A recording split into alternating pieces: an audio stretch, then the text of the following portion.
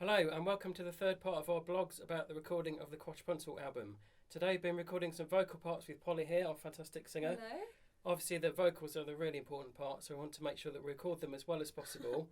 I've done a lot of recording in my life. I've also taught music technology, so I thought we'd pass on some 5 top tips about the best way to record vocals. Yeah. So straight into it, tip number 1 is always use a pop shield.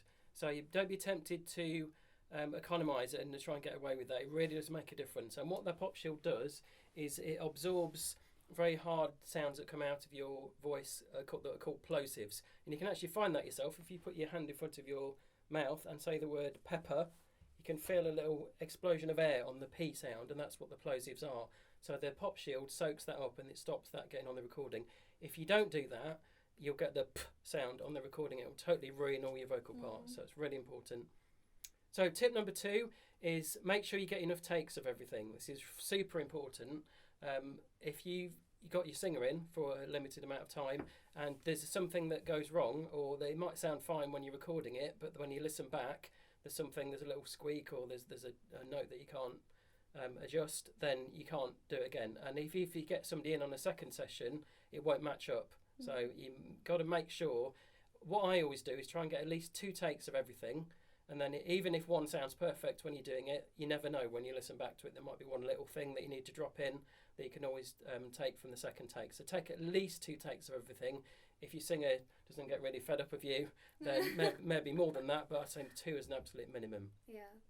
Okay, third tip is know what you can and can't edit afterwards. So today's technology is great for being able to edit vocal parts. So you can use pitch correction programs, and most workstations these days have some kind of pitch correction. I use Melodyne in Pro Tools, but you can use Reason has something similar, so does Cubase, so does Logic.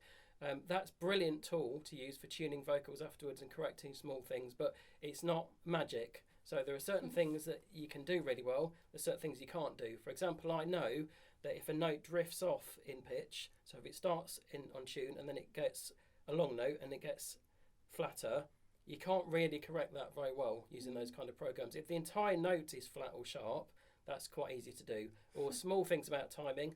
Another example is if there's a phrase that's very, very legato and the notes kind of run into each other, it's difficult to separate those out and tune them individually. So say if you had 3 notes in a row that were very, very, very smooth and the middle note was a bit out of tune, that would be very, very difficult to correct because they're not separated enough. So just make sure that you know the capabilities of your editing and what you can actually change and what you can't change.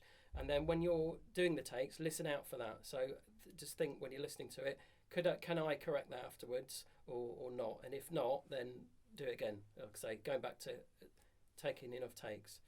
And then my final tip is don't over-process vocals. Is when you're mixing things, it's very tempted to splash loads of reverb on it because it makes it sound nice, put lots of compression on it. You can really easily take the life out of it. Singing is all about nuances and fine expression, and you can very, very easily ruin that in the recording if you're not careful. So I've recently started using a lot less reverb because I think if you listen to professional vocal recordings, they don't actually have that much reverb on them. It's a good microphone, it's a good singer, and capturing it as naturally as possible, and try not to ruin that really with over processing. So not too much compression, just very, very light. I use about 1.8 to 1 ratio.